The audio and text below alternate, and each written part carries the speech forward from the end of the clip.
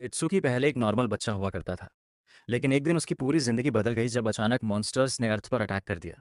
उन मॉन्स्टर्स ने उसके पेरेंट्स को उसकी आंखों के सामने मार डाला। इस दुनिया में अकेला रह जाने के बाद उसने कसम खाई कि वो हर एक मॉन्स्टर को खत्म कर देगा। 10 साल बाद वो दिन आ ही गया जब वो अपनी पावर्स अवेकन कर सकता था और एक हंटर बन सकता था। वो स्टेज पर चढ़ा जहां दुनिया के सबसे पावरफुल हंटर्स उसे देख रहे थे। उसने अपना हाथ अवेकनिंग स्टोन पर रखा, लेकिन उसे क्या पता था कि किस्मत ने कुछ और ही सोच रखा है। उसने एक सबसे मिस्टीरियस टैलेंट अवेकन किया, लिमिट ब्रेकर। एक ऐसी पावर जिसके बारे में किसी को कुछ नहीं पता था। ऊपर से उसने डिस्कवर किया कि उसका लेवल 0 पर फिक्स्ड है, जिसका मतलब था कि वो कभी लेवल अप नहीं कर सकता। अब सवाल यह है कि हमारा प्रोटोगनिस्ट उन मॉन्स्टर्स से बदला कैसे लेगा जिन्होंने उसके पेरेंट्स को मारा। ये तो बस शुरुआत है, इस कहानी में और भी बहुत कुछ है। तो इस वीडियो को लाइक कर दीजिए इससे पहले कि हम ये दास्तान शुरू करें। ये कहानी शुरू होती है उस दिन की यादों से, है कि अचानक आसमान से बहुत सारे प्लेयर्स जमीन पर गिरने लगे। पूरी अर्थ के चारों तरफ बैरियर्स लगाए गए, लेकिन उनका कोई फायदा नहीं हुआ। बैरियर्स तोड़ते हुए मॉन्स्टर जमीन पर आने लगे, जिन्हें डेमोनिक बीस्ट्स कहा गया। इन डेमोनिक बीस्ट्स के साथ गॉड ऑफ डिस्ट्रक्शन लिंगा भी आया। उसके आने के बाद धरती पर ऐसी तबाही मची जैसा किसी ने सोचा भी नहीं था। ये डेमोनिक बीस्ट्स लोगों को बेरहमी से मारने लगे। तभी हम एक आदमी को देखते हैं जो अपनी पत्नी से कहता है कि इत्सुकी को लेकर यहाँ से भाग जाओ। अगले ही पल वो आदमी डेमोनिक बीस्ट के हाथों मर जाता है। उसकी पत्नी को भी पता चल जाता है कि वो यहाँ नहीं बचेगी, इसलिए वो अपने बेटे इत्सुकी को फेंकती है और कहती है कि यहाँ से भाग जाओ। इसके साथ ही वो भी मारी जाती है। इत्सुकी ही हमारी सीरीज का मेन कैरेक्टर है। ये एक पास्ट सीन था और इसके बाद सीन प्रेजेंट में आता है। हम देखते हैं कि इत्सुकी बड़ा हो गया है और उन सब बातों को याद करके उसकी आंखों में आंसू आ गए हैं। इत्सुकी का दोस्त उससे पूछता है कि क्या वो ठीक है, लेकिन इत्सुकी उससे चिंता न करने को कहता है। फिर इत्सुकी का दोस्त वहां आता है और पूछता है क्या तुम्हें भी नींद आ रही है। लेकिन तभी हम उनके सामने एक व्यक्ति को देख सकते हैं। वो व्यक्ति सभी स्टूडेंट से कहता है, जैसा कि आप सब जानते हैं कि 10 साल पहले northern side of the blue river पर एक बहुत बड़ा डेमोनिक बीस्ट अटैक हुआ था, लेकिन कुछ लोगों ने एक अलग तरह की पावर अवेकन कर ली थी। उन लोगों ने उस डेमोनिक बीस्ट से लड़ाई की जिसे क्रॉस वॉर के नाम से जाना गया। हालांकि उसके बाद डेमोनिक बीस्ट का अटैक थोड़ा कम हो गया था, लेकिन इसका मतलब ये नहीं कि ये पूरी तरह खत्म हो गया है। हो सकता है कि फ्यूचर में फिर से क्रॉस वॉर हो जाए। फिर इत्सुकी का दोस्त उससे कहता है कि उसका नाम इजुमी है और वो नॉर्थ साइड का कमांडर है। यहाँ तक कि इंसानियत का सबसे ताकतवर इंसान, जिसका नाम ताई वाजन है, जिसे लाइट ऑफ ह्यूमैनिटी भी कहा जाता है, वो भी उनका स्टूडेंट है। इसके बाद इजुमी कहता है, हालांकि आम लोग जिन्होंने अभी तक अवेकन नहीं किया है, उनके लिए चांस हो सकता है कि वो अवेकन करें। इसलिए मैं आज आपके स्कूल आया हूँ ताकि मैं चेक कर सकूं कि क्या आप में से कोई अवेकन हो सकता है या नहीं, ताकि आप डेमोनिक बीस्ट से लड़ सकें और इंसानियत को बचा सकें।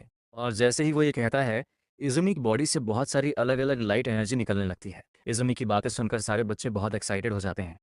इत्सुकी का दोस्त उससे कहता है, क्या तुमने सुना कि हम भी अवेकन कर सकते हैं। लेकिन हम देखते हैं कि इत्सुकी वहाँ बहुत शांत खड़ा है। इसके बाद वो अपने दोनों दोस्तों को पीछे छोड़कर आगे बढ़ता है। इत्सुकी बहुत गंभीर टोन में कहता है, आखिरकार वो दिन आ गया जिस दिन का मैं कई सालों से इंतजार कर रहा था। और हम इत्सुकी के चेहरे पर एक क्रीपी स्माइल देख सकते हैं। हम देखते हैं कि एक एक करके बच्चे उस पत्थर के पास जाते हैं और अपना हाथ टच करना शुरू करते हैं, लेकिन उनमें से कोई भी अवेकन नहीं हो रहा। इसलिए वहाँ खड़ा ऑफिसर हर किसी को रिजेक्ट कर रहा है। ये देखकर सारे बच्चे बहुत शॉक्ड हैं कि यहाँ के बच्चों की फिजिक्स बहुत अच्छी है, लेकिन इसके बावजूद अगर वो अवेकन नहीं हो पा रहे हैं तो हम कैसे करेंगे। जबकि दूसरी लड़की खुद को समझाते हुए कहती है कि शायद इसका फिजिक्स से कोई लेना देना नहीं है। ये करते हुए ऑफिसर हर किसी को रिजेक्ट करता जा रहा है। ये देखकर सारे बच्चे परेशान हैं और कहते हैं कि उनके स्कूल से अभी तक एक भी बच्चा अवेकन नहीं हुआ है। फिर ऑफिसर दूसरे बच्चे को बुलाता है जिसका नाम ओशिकी है, और फिर एक बच्चा सभी को ओशिकी को देखने के लिए कहता है। और हमें पता चलता है कि पहला बच्चा ओशिकी यहाँ अवेकन हो गया है, और ओशिकी की पावर यहाँ लाइटनिंग की है, और उसके ओवरऑल स्टेट्स यहाँ 12 हैं। ये देखकर शिजु नाम की लड़की कहती है कि आखिरकार हमें यहाँ एक अवेकनर मिल गया। हालांकि इस बच्चे के स्टेट्स इतने अच्छे नहीं हैं, लेकिन कुछ ना होने से तो बेहतर ही है। और अवेकनर बनने के बाद ओशिकी बहुत गुस्सा हो जाता है, क्योंकि उसे लगा कि शायद वो इस दुनिया का मेन कैरेक्टर नहीं है। लेकिन तभी हमारा असली मेन कैरेक्टर उसके पीछे से निकलता है और इत्सुकी ने ओशिकी को अपने रास्ते से हटाकर एक तरफ कर दिया। इस वजह से ओशिकी यहाँ बहुत गुस्सा हो जाता है। वो इत्सुकी पर चिल्लाता है और कहता है, तुम यहाँ क्या कर रहे हो, क्या तुम मेरे हाथों मरना चाहते हो। लेकिन इत्सुकी ने उसे पूरी तरह इग्नोर करके आगे कदम बढ़ा दिए हैं। सारे बच्चे ये देखकर शॉक्ड हैं कि इत्सुकी ने लाइन तोड़ दी है और आगे चला गया है। क्या वो अवेकन होने के लिए इतना डेस्परेट है। जबकि दूसरे बच्चे इत्सुकी को लेकर चिंतित हैं कि उसने मुश्किल मोड़ ले ली है, क्योंकि ओशिकी अब एक अवेकनर बन चुका है। जबकि शिजु इत्सुकी को देखकर इजुमी से कहती है कि मुझे इस लड़के से बहुत इंटेंस इमोशन फील हो रहा है। जबकि इत्सुकी अपना हाथ उस पत्थर की तरफ बढ़ाता है और अपने मन में कहता है, मैं इन मनहूस बीस्ट से इतनी नफरत करता हूँ कि मैं बता भी नहीं सकता। मैं हर एक बीस्ट को बेरहमी से मार डालूंगा। डिस्गस्टिंग क्रिएचर्स, बस मेरा इंतजार करो। जबकि इज़ुमी ये देखकर शॉक्ड है कि इत्सुकी की बॉडी से बहुत ज़्यादा इंटेंस एनर्जी निकल रही है। वो एनर्जी इतनी स्ट्रांग है कि इत्सुकी के पास एक बहुत बड़ा फ्लावर बन गया है और ये फूल इतना बड़ा है कि पूरे स्कूल के सामने वो फूल छोटा दिख रहा है। और ये देखकर बाकी सभी बच्चे शॉक्ड हैं और कह रहे हैं कि ये क्या है? आखिर इतना बड़ा फूल यहाँ कैसे बन गया? जबकि एक दूसरा बच्चा कहता है कि इत्सुकी की बॉडी से इतनी ज़्यादा एनर्जी निकलने की उम्मीद नहीं थी। ये एक अमेजिंग अवेकनर है। इत्सुकी को अवेकन होते देख उसके दोस्त भी उसके लिए बहुत खुश हैं। ये सब देखकर शिज़ु कहती है कि असली अवेकनर के साथ ही ऐसा होता है। जबकि इज़ुमी कहता है, मैं बस ये देखना चाहता हूँ कि ये लड़का और कितना कैपेबल है। लेकिन तभी हम इत्सुकी के दिमाग का सीन देखते हैं, जहाँ वो अपनी सिस्टम विंडो देख रहा है। सिस्टम विंडो में बताया गया है कि इत्सुकी का लेवल यहाँ इंक्रीज़ नहीं होगा, वो हमेशा शून्य रहेगा। लेकिन लेवल शून्य होने के बावजूद उसके स्टेट्स पर कोई फ़र्क नहीं पड़ेगा, वो हमेशा बढ़ते रहेंगे। यहाँ इत्सुकी को एक स्पेशल ग्रेड मिला है और सिस्टम विंडो ये भी बताती है कि जब भी कोई दुश्मन इत्सुकी पर अटैक करेगा, इत्सुकी को ऑटोमेटिकली एक ऐसी स्किल मिल जाएगी जो दुश्मन की स्किल को काउंटर कर सके। और जब भी इत्सुकी को कोई स्किल मिलती है, उसकी सारी चोटें इंजरीज हील हो जाएंगी। लेकिन इत्सुकी को देखकर थोड़ा डिमोटिवेटिंग लगता है कि उसके सारे स्टेट्स यहाँ शून्य हैं।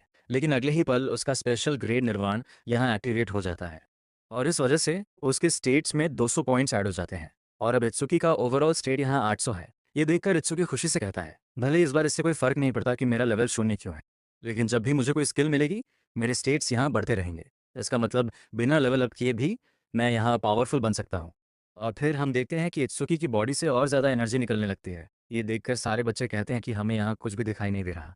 ये देखकर शिज़ू और इज़ुमी बहुत शॉक हो जाते हैं। वो आपस में बात करते हैं कि इतिहास में ऐसा पहली बार हो रहा है। हमने कभी नहीं सोचा था कि हमें स्कूल में ऐसा लड़का मिलेगा। ये सब देखकर ओशिकी गुस्से में पागल होते हुए अपने मन में कहता है, इस कमीने ने मेरा सारा अटेंशन चुरा लिया, मैं इस कमीने को मार डालूंगा। ये कहते हुए वो सीधा अपनी लाइटनिंग से इत्सुकी पर अटैक कर देता है और वो अटैक सीधा इत्सुकी की तरफ जा रहा है। लेकिन तभी इत्सुकी की सिस्टम विंडो इस अटैक को एनालाइज करना शुरू कर देती है और इत्सुकी ने इस अटैक का नाम सिल्वर सरपेंट रखा है। लेकिन इससे पहले कि ये अटैक इत्सुकी को लगे, इत्सुकी वहां से गायब हो जाता है। ये देखकर सारे बच्चे शॉक्ड हैं और कहते हैं कि वो अचानक कहाँ चला गया, वो तो अभी यही था। और फिर हम देखते हैं कि इत्सुकी सीधा ओशिकी के पीछे है और ऐसा करके ओशिकी पूरी तरह डर गया है। उसने उम्मीद नहीं थी कि इत्सुकी इतनी जल्दी उसके पास आ जाएगा। फिर इत्सुकी उसके कंधे पर हाथ रखता है और उसके कान में कहता है, खुश नसीब समझो खुद को कि तुम इंसान पैदा हुए हो, वरना मैं कसम खाता हूँ कि अगर तुम मॉन्स्टर होते तो मैं तुम्हें 100 बार मर चुका होता। और डर के मारे ओशिकी जमीन पर गिर जाता है। सभी बच्चे ये देखकर शॉक्ड हैं कि ओशिकी इत्सुकी से डर गया है। लेकिन अगले ही पल इत्सुकी की बॉडी फिर से ग्लो करने लगती है क्योंकि सिस्टम का एनालाइजर 100% कंप्लीट हो चुका है और सिस्टम ने इत्सुकी को एक स्किल दी है जिसका नाम है थंडर ब्रेकर। और ये स्किल ओशिकी के सिल्वर सर्पेंट का काउंटर अटैक है और जैसे ओशिकी की स्किल सी रैंक की थी, ये स्किल भी सी रैंक की है। और हम देखते हैं कि इत्सुकी वापस अपने दिमाग माइंड स्पेस में आ गया है। ये देखकर वो कहता है कि जब भी मुझे कोई स्किल मिलती है, मैं सीधा अपने माइंड स्पेस में आ जाता हूँ। और अगर आप चाहें तो वीडियो को पॉज करके स्किल के बारे में डिटेल में पढ़ सकते हैं। ये एक लेवल 1 की स्किल है। साथ ही इत्सुकी को 10 स्टेट पॉइंट्स मिले हैं। इत्सुकी को देखकर वो ओशिकी कहता है कि उसके स्टेट्स फिर से बढ़ गए हैं। आखिर ये कैसा कॉमन मॉन्स्टर है? लेकिन तभी सभी बच्चे नोटिस करते हैं कि अचानक बारिश शुरू हुई है और फिर आसमान से जमीन पर एक पिलर गिरने लगता है। ये देखकर शिजु शॉक्ड है और कहती है कि ये पिलर अचानक कहाँ से आ गया। लेकिन तभी इजुमी शिजु से कहता है कि सारे बच्चों को यहाँ से बाहर निकालो। लेकिन शिजु इजुमी से कहती है कि हमें भी यहाँ से नहीं जाना चाहिए क्योंकि हमारे पास फाइटिंग स्टाइल कॉम्बैट नहीं है। लेकिन इजुमी साफ कहता है कि अगर हम यहाँ से गए तो सारे बच्चे और ज़्यादा डर जाएंगे। ऊपर से वो लड़का मुझे मेरे बेटे जैसा लगता है। और फिर हम देखते हैं कि जहाँ सब बच्चे डर के मारे भाग रहे हैं, इत्सुकी उस पिलर की तरफ बढ़ रहा है। लेकिन तभी रास्ते में इत्सुकी के दोस्त उसके सामने आते हैं। वो इत्सुकी से कहते हैं कि यहाँ से भाग जाओ क्योंकि एक बीस्ट यहाँ अटैक करने वाला है। लेकिन इत्सुकी बहुत गंभीर टोन में कहता है कि मैं उस बीस्ट को मार डालूंगा। ये सुनकर उसका दोस्त उस पर चिल्लाता है और कहता है, क्या तुम्हारा दिमाग खराब हो गया है? तुम अभी अभी तो अवेकन हुए हो और बीस्ट से लड़ने जा रहे हो, इस तरह तुम यहाँ मारे जाओगे। लेकिन इत्सुकी उन्हें कहता है कि मुझ पर भरोसा रखो। फिर इत्सुकी की फीमेल फ्रेंड अपने दूसरे दोस्त के साथ वहां से भागने लगती है। वो इत्सुकी पर चिल्लाती है और कहती है कि अगर तुम्हें मरना है तो जाओ और मरो, हमें यहाँ से जाने दो। और अगले ही पल हम देखते हैं कि इत्सुकी पागल की तरह हंसता है और कहता है, मैं सच में यकीन नहीं कर सकता कि मेरे अवेकनिंग के बाद मेरा पहला दुश्मन कोई और नहीं बल्कि वही कमीना है जिसने मेरे पेरेंट्स को मारा था। मैं सच में खुद को बहुत लकी फील कर रहा हूँ। और हम इत्सुकी के सामने एक बीस्ट देखते हैं जिसके स्टेट्स बहुत अच्छे हैं और वो बीस्ट बहुत पावरफुल भी दिख रहा है क्योंकि वो एक लेवल 8 का बीस्ट है। और हम देखते हैं इत्सुकी की आंखों से आंसू निकल रहे हैं और वो अपने मन में कहता है, क्या मुझे यहाँ अपनी नई स्किल ट्राई करनी चाहिए? ये कहने के बाद इत्सुकी थंडर ब्रेकर का यूज़ करता है और बहुत तेज़ी से बीस्ट की तरफ बढ़ने लगता है। ये देखकर बीस्ट इत्सुकी पर अटैक करता है लेकिन इत्सुकी उसका अटैक डॉज कर लेता है एक ही अटैक में वो उस बीस्ट को हवा में उछाल देता है। ये देखकर सारे बच्चे शॉक्ड हैं और कहते हैं कि हमने नहीं सोचा था कि इत्सुकी इतना पावरफुल होगा। उसने एक ही अटैक में उस बीस्ट को हवा में उड़ा दिया। ये देखकर शिजू भी हैरान है और अपने मन में कहती है, ये पहली बार है कि एक न्यूबी जिसने अभी अभी अवेकन किया है, उसने एक लेवल 8 के बीस्ट को अपने अटैक से पीछे हटने पर मजबूर कर दिया। ये देखकर रिजुमी भी अपने मन में कहता है, मुझे कहना पड़ेगा कि इस लड़के की स्पीड और पावर दोनों एक अलग लेवल पर हैं। लेकिन इसके बावजूद वो उस स्केलेटन सोल्जर को नहीं हरा सकता, और ऐसा कहने के पीछे दो वजह है। पहली वजह यह है कि स्केलेटन बीस्ट का डिफेंस बहुत ज़्यादा पावरफुल है।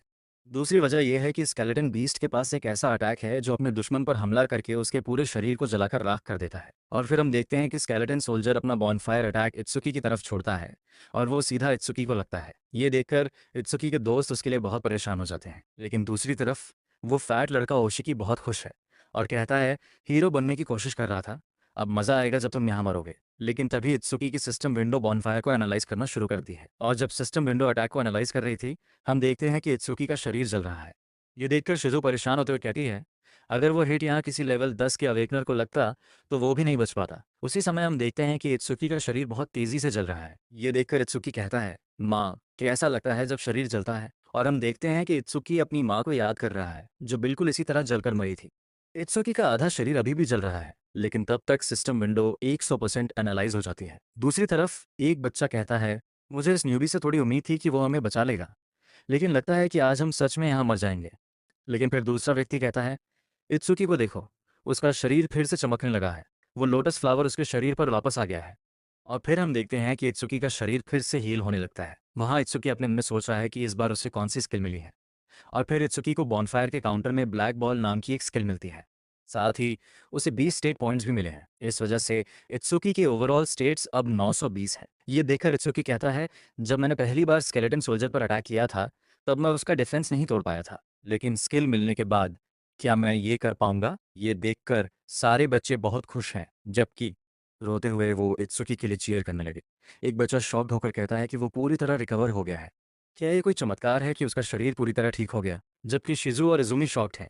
वो कहते हैं, क्या इस लड़के के पास सेल्फ हीलिंग नाम की एबिलिटी भी है? कहते हैं कि स्पेशल ग्रेड में कोई मिस्टीरियस ग्रेड भी होता है। इसीलिए मैं इस लड़के को लेकर और ज़्यादा क्यूरियस हूँ। इस लड़के की लिमिट क्या है?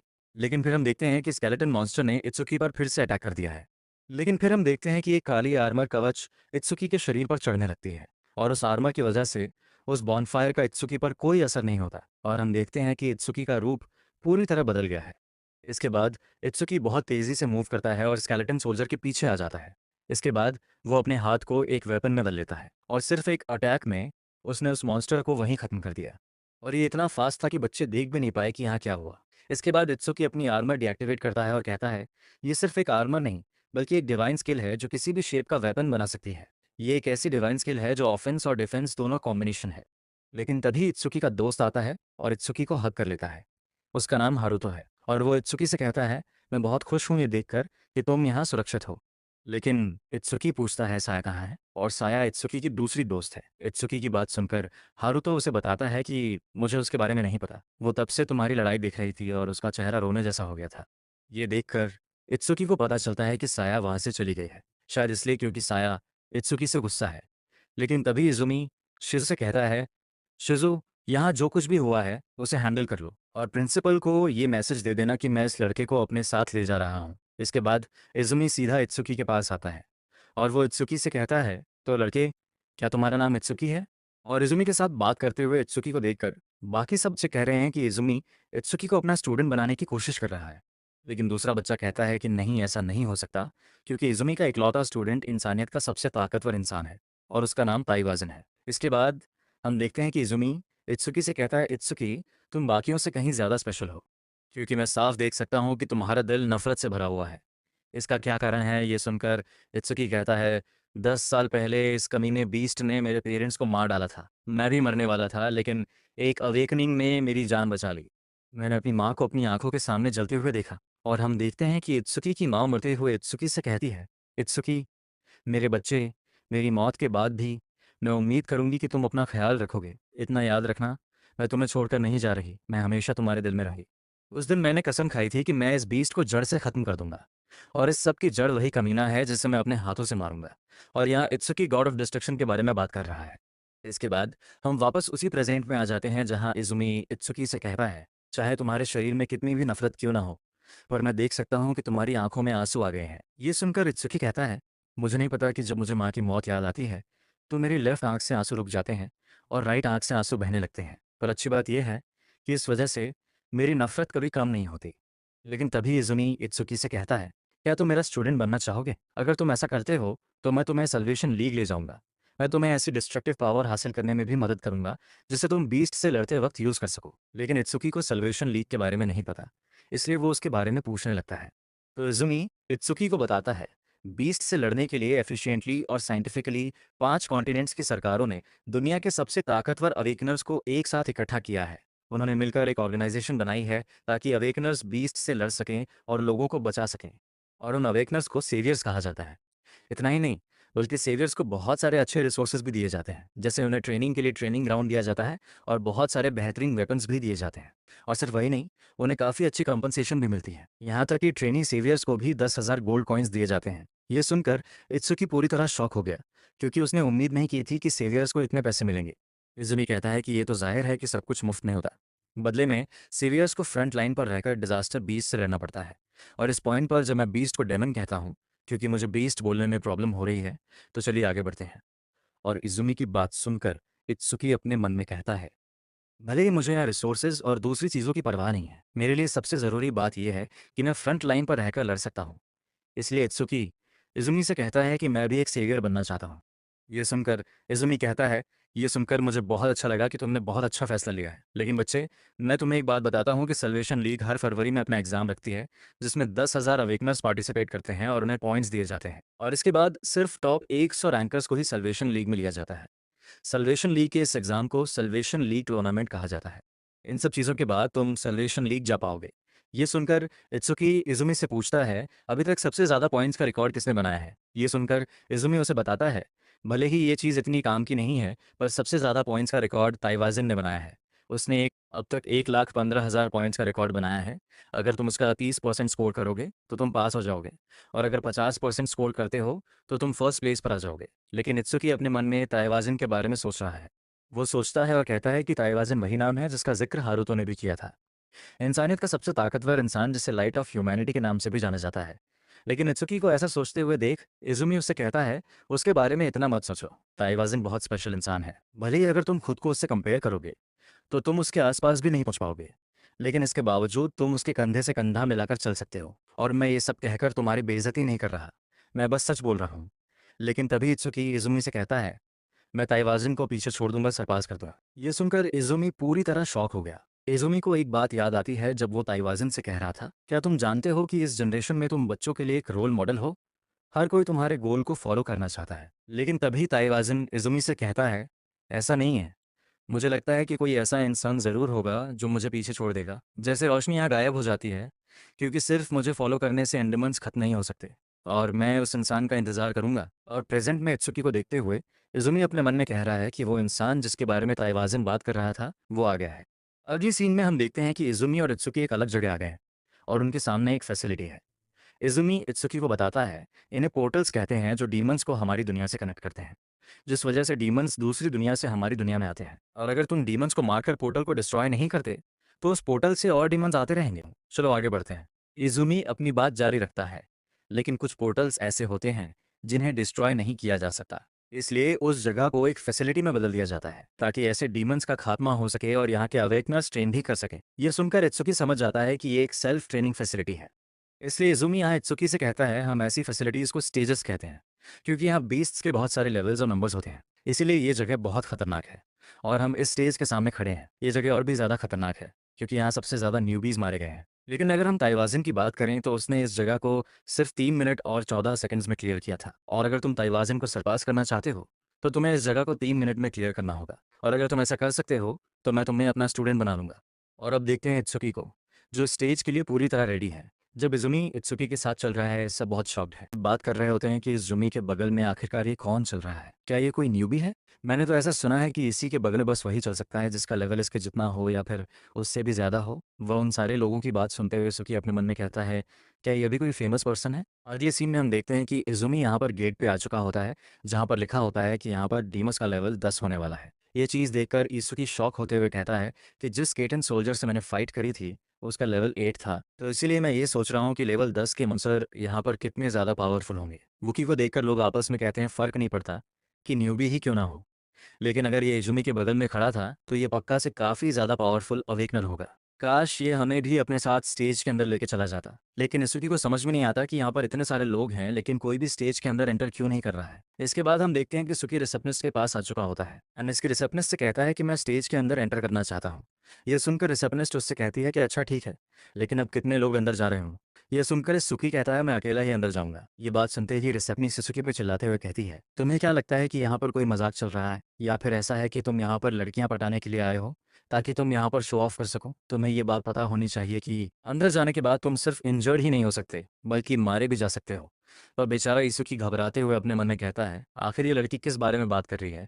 वह सारे के सारे लोग यीशुकी का मजाक उड़ाते हुए कह रहे होते हैं, क्या लोगों ने स्टेज को यहाँ पर इन प्लेस समझ के रखा है? वहीं कोई कह रहा होता है कि मुझे तो पहले से भी पता था कि यहाँ पर शो ऑफ करने के लिए आया है, ताकि लड़कियां पटा सके। और ऐसी बातें करते हुए वो सारे लोग यहाँ पर यीशुकी पर हंस रहे होते हैं। लेकिन इसके बावजूद भी सुकी रिसेप्शनिस्ट से कहता है, ऐसा लगता है कि तुम्हें यहाँ पर कोई मिसअंडरस्टैंडिंग हो गई। मेरा ऐसा कोई भी इंटरेस्ट यहाँ पे नहीं है। मैं सिर्फ अकेले ही आया हूँ स्टेज को क्लियर करने के लिए। लेकिन इसके बावजूद भी वो लड़की सुकी से कहती है, देखो, तुम्हें यहाँ पर इतना ज़्यादा टफ बनने का ट्राई नहीं करना चाहिए। मैं मानती हूँ कि तुम्हारे पास एक अच्छा फेस है और इसके बावजूद भी तुम लड़कियां पटाना चाहते हो। तो फिर ठीक है, मैं तुम्हें अपना कॉन्टैक्ट नंबर दे दूंगी। तो फिलहाल के लिए अब यहाँ से चले जाओ। लेकिन अब इस सकी को यहाँ पर काफ़ी ज़्यादा गुस्सा आ चुका होता है। वो काफ़ी गुस्से में उस लड़की से कहता है, ओए लड़की, मैं अपनी बात को वापस रिपीट नहीं करूंगा। मुझे तुम्हारे कॉन्टैक्ट नंबर से कोई फ़र्क नहीं पड़ता है। मैं खाली स्टेज को क्लियर करना चाहता हूँ। एंड ये चीज़ देखकर वो लड़की भी घबराते हुए सुकी को एक चीज़ देते हुए कहती है, तो फिर ठीक है, अंदर जाके अगर तुम मर जाते हो तो इसकी रिस्पॉन्सिबल मैं नहीं होंगी। इस सुकी ने भी इस ब्रेसलेट को लेके अपने हाथ में पहन लिया होता है। लेकिन बाकी सारे लोग तो अभी भी इस सुकी का मजाक उड़ाते हुए कह रहे होते हैं, ये लड़का अभी भी यहाँ पर टफ बनने का ट्राई कर रहा है। सच में ऐसे लोग यहाँ पर जल्दी ही मारे जाते हैं। वहीं वो लोग इस सुकी का सिस्टम विंडो देखते हुए कहते हैं, भले इस लड़के के पास स्पेशल ग्रेड ही क्यों ना हो, लेकिन लेवल 0 होने के बावजूद भी लेवल 10 का बीस्ट को नहीं हरा सकता। ऐसा लगता है कि 1 मिनट के अंदर ही इसका काम तमाम हो जाएगा। वहीं हम लोग इस सुकी को देखते हैं, जो कि उन लोगों की सारी बातें इग्नोर करते हुए कहता है, जितना मुझे इस ब्रेसलेट के बारे में पता है, ये स्कैनिंग का काम करता है, ताकि इस ब्रेसलेट की मदद से मैं अंदर की तरफ एंटर कर सकूं। तो चलो और ज़्यादा टाइम वेस्ट ना करते हुए अब इसको शुरू करते हैं। इसके बाद इसुकी ब्रेसलेट को स्कैन करने लगता है। स्कैन खत्म होने के बाद इसुकी तैयार होते हुए कहता है, अच्छा तो 3 मिनट कहा था ना, चलो देखते हैं। और इसी के साथ इस सुकी का टाइमर यहाँ पे शुरू हो जाता है। इसके बाद इस सुकी काफ़ी तेज़ी से अंदर की तरफ बढ़ जाता है। वो सामने की तरफ पोर्टल को देखते हुए कहता है, भले यह जगह आर्टिफिशियल ही क्यों ना हो, लेकिन यह पहली बार है जब मैं स्टेज के अंदर एंटर कर रहा हूँ। तभी हम देखते हैं कि सुकी के सामने एक ट्री टाइप का मॉन्स्टर आ चुका होता है, लेकिन उसकी एक ही अटैक के अंदर उस डीमन को यहाँ पे मार देता है। एंड हम देखते हैं कि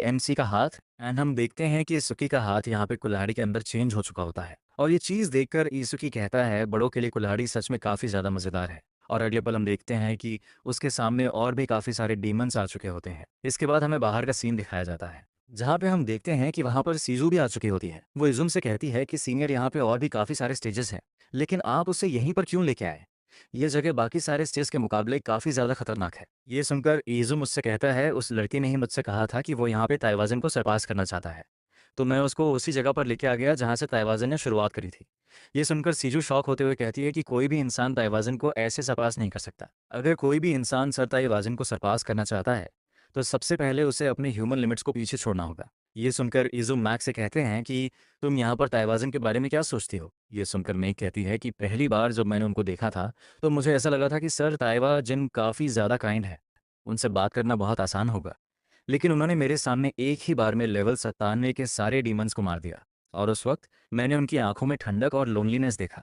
उनकी आंखों में देखकर ऐसा नहीं लगा कि वो कोई इंसान है, ऐसा लगा कि वो खुद एक गॉड है। ये सुनकर इजुमी कहता है, इस लड़के इत्सुकी में भी वही पोटेंशियल है, लेकिन इसके बावजूद ताइवाज़न और इत्सुकी में बहुत डिफरेंस है। भले ही ताइवाज़न को एक भगवान की तरह देखा जाता है, दूसरी तरफ ये लड़का एक ऐसा शैतान है जो नफरत से बना है। वो यहाँ सिर्फ डीमंस को मारना नहीं चाहता, बल्कि वो उनके एग्जिस्टेंस को ही मिटा देना चाहता है।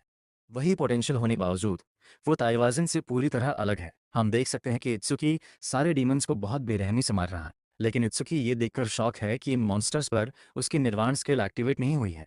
शायद इसलिए क्योंकि ये डीमंस इत्सुकी के सामने कुछ भी नहीं है। लेकिन तभी हम देखते हैं कि इत्सुकी के पीछे एक बहुत खतरनाक डीमन है। उसने सीधा इत्सुकी पर अटैक किया, लेकिन उससे पहले कि वो इत्सुकी को मार पाता, इत्सुकी ने एक ही अटैक में उस डीमन का सर उड़ा दिया। लेकिन इसके बावजूद इत्सुकी को बहुत अजीब लग रहा है। वो खुद से सवाल करते हुए कहता है, ये लाबिरिंथ का एक बीस्ट है, तो क्या इसने बस इतना ही किया?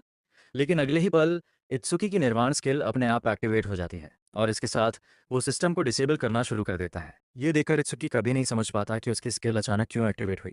लेकिन फिर वो देखता है कि मॉन्स्टर फिर से उठ खड़ा हुआ है और ये देखकर इत्सुकी शॉक हो गया और कहता है, मुझे याद है कि मैंने उसका गला काटा था, लेकिन इसके बावजूद उसने यहाँ रीजनरेट कर लिया है। और हम देखते हैं कि ये लेवल 10 का मॉन्स्टर अब इत्सुकी को पकड़ने लगा है और यहाँ आप उस मॉन्स्टर के स्टेट्स भी देख सकते हैं। लेकिन इत्सुकी भी बिना वक्त बर्बाद किए अपने ब्लैक बॉल स्किल एक्टिवेट कर लेता है और उसके बाद उस लेवल 10 के मॉन्स्टर की तरफ बढ़ते हुए वो कहता है, अगर वो रीजनरेट कर सकता है तो मैं उसे इतना डैमेज दूंगा कि थोड़ी देर बाद वो रीजनरेट ही ना कर पाए। इसके बाद इत्सुकी उस मॉन्स्टर को बेरहमी से मारना शुरू कर देता है, लेकिन उसे पूरी तरह खत्म करने के बाद भी इत्सुकी देखता है कि अभी भी कुछ बाकी है और वो मॉन्स्टर इत्सुकी को फिर से पकड़ लेता है। जबकि इत्सुकी का एनालिसिस अभी भी चल रहा है।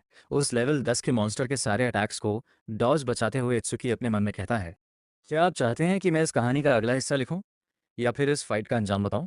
जितनी बार ये मॉन्स्टर रीजनरेट हो रहा है, मेरे स्किल का एनालिसिस उतनी ही तेजी से बढ़ रहा है, लेकिन मैं सिर्फ अपनी स्किल पर निर्भर नहीं रह सकता। इसलिए इत्सुकी अपने दोनों हाथों को एक्स में बदलकर उस मॉन्स्टर से सीधा लड़ने लगता है। मॉन्स्टर से लड़ते हुए वो अपने मन में कहता है कि अगर मैंने इसे अभी नहीं मारा तो मैं मारा जाऊंगा। लेकिन अगले ही पैनल में इत्सुकी कहता है, डैम इट, क्योंकि हम देखते हैं कि उस मॉन्स्टर के सारे अटैक्स इत्सुकी के शरीर के आर पार हो गए हैं और बुरी हालत में इत्सुकी कहता है, अच्छी बात यह है कि जब मेरी निर्वाण स्किल एक्टिवेट होती है तो ये मैजिक पावर कंज्यूम नहीं करती। और तभी 100% एनालिसिस भी कंप्लीट हो जाता है और इत्सुकी को लोटस एक्सप्लोजन नाम की एक स्किल मिलती है। उसे 20 स्टेट पॉइंट्स भी मिलते हैं और उसका सेल्फ रिकवरी भी शुरू हो जाता है। इसके बाद वो अपनी लोटस एक्सप्लोजन का यूज़ करते हुए ताली बजाता है। इससे वहाँ एक बड़ा ब्लास्ट होता है जिससे वो मॉन्स्टर सिर्फ एक अटैक में ही मारा जाता है। और इसके बाद इत्सुकी मुस्कुराते हुए कहता है, सच में ये स्किल उतनी बुरी नहीं है, लेकिन मैंने कभी नहीं सोचा था कि मेरी निर्वाण स्किल तब भी काम करेगी जब मेरी मैजिक पावर 0 होगी। पर तभी इत्सुकी देखता है कि उसके सामने कुछ है और उस चीज़ को देखते हुए इत्सुकी कहता है, अब ये क्या है? वही सीन बाहर दिखाया जाता है जहाँ ऋषभ उस नेक्स्ट स्टेज को ले जा रहा है। वो एकाबा लड़की 2 मिनट से ज़्यादा अंदर है लेकिन अभी तक बाहर नहीं आया। हमें जल्द से जल्द रेस्क्यू टीम को बुलाना होगा। ये देखकर शिजू कहता है कि मुझे नहीं लगता कि वो लेवल 10 के मॉन्स्टर से हार गया होगा, लेकिन उसके बाद भी इस जगह को 3 मिनट में क्लियर करना पूरी तरह नामुमकिन है। लेकिन शिजू की बात सुनने के बाद भी इजुमी वहाँ कुछ नहीं कहता। लेकिन तभी वहाँ एक नया नोटिफिकेशन आता है कि न्यू रिकॉर्ड अचीव्ड। ये देखकर वहाँ मौजूद सभी लोग शॉक में आ जाते हैं। ये कैसे मुमकिन है कि नया रिकॉर्ड बन गया? क्या ताइवाजिन का रिकॉर्ड सच में टूट गया? शिजू शॉक में है और कहती है, क्या उसने सच में ये जगह क्लियर कर दी? अभी तक उसने क्लियर नहीं किया था, लेकिन उसने ये सिर्फ 2 मिनट और 14 सेकंड्स में कर दिया। हम देखते हैं कि इत्सुकी उस जगह से बाहर आ गया है। इत्सुकी को देखकर बाकी सब लोग आपस में बात कर रहे हैं। इस लड़के ने ताइवाजन से 1 मिनट पहले ये जगह क्लियर कर दी। क्या ये लड़का सच में ताइवाजन से भी बड़ा मॉन्स्टर है? वही कोई कह रहा है, मैं अभी भी यकीन नहीं कर पा रहा कि उसने ये जगह क्लियर कर ली, वो भी सिर्फ 2 मिनट और 14 सेकंड्स में। लेकिन इत्सुकी इजुमी से कहता है, जैसा मैंने कहा था मैंने ये जगह क्लियर कर दी, क्या ये काफ़ी है टीचर? ये देखकर इजुमी खुशी से कहता है, जैसा मैंने अपने स्टूडेंट से उम्मीद की थी। जबकि शिजू को बहुत बड़ा शौक लगा है क्योंकि लंबे समय बाद इजुमी इतना खुश है। ये देखकर सभी लोग शौक में हैं और कहते हैं, मुझे यकीन नहीं हो रहा कि ये इजुमी का स्टूडेंट है। लेकिन ये कैसे मुमकिन है कि उसका लेवल 0 है और फिर भी उसने ये स्टेज क्लियर कर लिया? और सिर्फ इतना ही नहीं, वो इजुमी का स्टूडेंट भी बन गया। वहीं कोई कहता है, मुझे इस लड़के से सच में बहुत जेलसी हो रही है। लेकिन तभी हम देखते हैं कि ऋषभ इत्सुकी के पास आता है। उसके हाथ में एक बॉक्स है और वो इत्सुकी से कहती है, जैसे कि तुमने यहाँ एक रिकॉर्ड बनाया है वो जल्द ही अपडेट हो जाएगा, इसलिए नया रिकॉर्ड बनाने के इनाम में तुम्हें गिफ्ट दिया जा रहा है और मेरे पहले के रूड बिहेवियर के लिए मुझे माफ़ कर दो। लेकिन इत्सुकी कहता है कि चिंता मत करो। वो ऋषभ से कहता है, मुझे पता है कि अगर कोई भी आकर तुम्हें यहाँ जाने के लिए कहेगा तो ये बहुत रेकलेस लगेगा। अगर मेरे जैसा कोई अंदर जाकर मर भी जाए तो तुम्हें क्या फ़र्क पड़ता है? तुम्हारा इससे कोई लेना देना नहीं है। लेकिन इस सब के बावजूद तुम मुझे अंदर जाने से मना कर रही थी। मैं समझ सकता हूँ कि तुम मेरे बारे में चिंतित थी और मेरे लिए चिंता करने के लिए शुक्रिया। इत्सुकी से ये सब सुनकर वो लड़की टमाटर की तरह लाल हो गई। वो शर्माते हुए कहती है कि नहीं नहीं, ऐसा कुछ नहीं है। लेकिन तभी शिजू इत्सुकी को बुलाती है और कहती है, क्या तुम चाहते हो कि हम तुम्हें यहाँ छोड़ दें? और मुझे कहीं न कहीं लगता है कि शिज़ू इत्सुकी को पसंद करती है और उसे जलन हो रही है। और आप लोग कह सकते हैं कि ये मेरी थ्योरी या मेरा ओपिनियन है, मैं कोई गारंटी नहीं दे रहा, बस मुझे ऐसा लगता है। इसके बाद शिज़ू इत्सुकी पर चिल्लाती है और कहती है, भले ही तुम सीनियर स्टूडेंट बन गए हो पर ज़्यादा एक्साइट मत हो। वहीं इज़ुमी इत्सुकी से कहता है, देखो लगता है कि ये स्टेज तुम्हारे लिए कुछ भी नहीं है, तो शायद तुम्हें इसकी डिफ़िकल्टी बढ़ानी चाहिए। तुम्हारे करंट लेवल के हिसाब से तुम यहाँ एडवांस स्टेज को चैलेंज कर सकते हो। लेकिन इत्सुकी को समझ नहीं आता कि एडवांस्ड स्टेज क्या है। तो शिज़ू बताती है कि एडवांस्ड स्टेज में मॉन्स्टर्स की ताकत एक अलग लेवल की होती है। जैसे वो मॉन्स्टर्स जिनमें इंटेलिजेंस नहीं होती, उन्हें डील करना बहुत आसान होता है। लेकिन मॉन्स्टर्स में कुछ मॉन्स्टर्स ऐसे होते हैं जिनमें खुद का दिमाग होता है और वो इतने खतरनाक होते हैं कि उनका लेवल तक नहीं बताया जा सकता। उन्हें स्पेशल बीस्ट्स या आप कह सकते हैं कि स्पेशल मॉन्स्टर्स कहा जाता है। भले ही ऑर्डिनरी मॉन्स्टर्स और स्पेशल मॉन्स्टर्स एक ही जात के हों। और ऐसे स्पेशल मॉन्स्टर्स यानी वो मॉन्स्टर जिसमें खुद का दिमाग हो, उनका सामना तुम्हें एडवांस स्टेज में करना होगा, जो नॉर्मल स्टेज से कई गुना ज़्यादा खतरनाक होता है। साथ ही वो ये भी बताती है कि ऐसे एडवांस स्टेजेस नॉर्दर्न कॉन्टिनेंट के डिस्ट्रिक्ट 4 में है। इसलिए तुम्हारा अगला डेस्टिनेशन वही होने वाला है। अगर तुम चाहो तो तुम मुझसे कोई और सवाल पूछ सकते हो, सवाल जो तुम पूछना चाहोगे। ये सुनकर इत्सुकी बहुत गुस्से में कहता है, मैंने अब तक जो 2 मॉन्स्टर्स मारे हैं, उनमें अपना दिमाग इंटेलिजेंस नहीं था। इसका मतलब उन्हें दर्द महसूस नहीं हुआ होगा। लेकिन जैसा तुमने कहा कि स्पेशल मॉन्स्टर्स में उनका अपना दिमाग होता है, तो क्या इसका मतलब ये है कि जब मैं उन्हें मारूंगा तो उन्हें दर्द भी महसूस होगा? और क्या वो अपनी मौत से पहले डर भी महसूस करेंगे? ये सुनकर शिज़ू और इज़ुमी दोनों खामोश हो जाते हैं। उन्हें उम्मीद नहीं थी कि इत्सुकी इतना गहरा सवाल पूछेगा। शिज़ू धीरे से जवाब देती है, हाँ इत्सुकी, तुमने सही समझा। स्पेशल बीस्ट सिर्फ ताकतवर ही नहीं बल्कि चालाक भी होते हैं। वो दर्द महसूस कर सकते हैं, रणनीति बना सकते हैं और सबसे बड़ी बात, वो इंसानों की तरह अपनी जान बचाने की कोशिश भी करते हैं। इत्सुकी की आंखों में एक अजीब सी चमक आ जाती है और वो अपने मन में कहता है, यही तो मैं चाहता था। अगर उन्हें दर्द महसूस होता है तो इसका मतलब है कि मेरी नफ़रत का बदला और भी ज़्यादा मीठा होगा। मैं उन्हें सिर्फ मारूंगा नहीं, बल्कि उन्हें वो सारा दर्द महसूस कराऊंगा जो उन्होंने मेरे पेरेंट्स को दिया था। इज़ुमी ये देखकर समझ जाता है कि इत्सुकी का इरादा क्या है। वो उसकी आंखों में देखकर कहता है, इत्सुकी, सेलिब्रेशन लीग में हम उन्हें सिर्फ मारते नहीं हैं, हम उन्हें हमेशा के लिए खत्म करते हैं। डिस्ट्रिक्ट 4 तुम्हारे लिए एक नई शुरुआत होगी, लेकिन याद रखना, वहाँ का खतरा तुम्हारे पिछले स्टेज से बहुत अलग होगा। क्या तुम इस सच्चाई का सामना करने के लिए तैयार हो? इत्सुकी बिना डरे, ठंडी और क्रीपी स्माइल के साथ जवाब देता है, जितना ज़्यादा वो खतरनाक होंगे, मुझे उन्हें खत्म करने में उतना ही ज़्यादा मज़ा आएगा। मैं तैयार हूँ।